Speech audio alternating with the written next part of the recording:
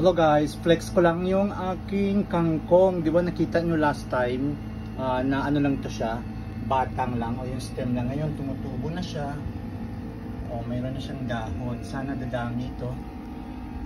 Yung sa insulin plant katabi, yung tumubo na rin. Yan ang aking kangkong. Tumubo na siya. Yan. Transfer ko yan sa malaking paso mamaya. Siyempre yung malunggay ko buhay pa rin doon.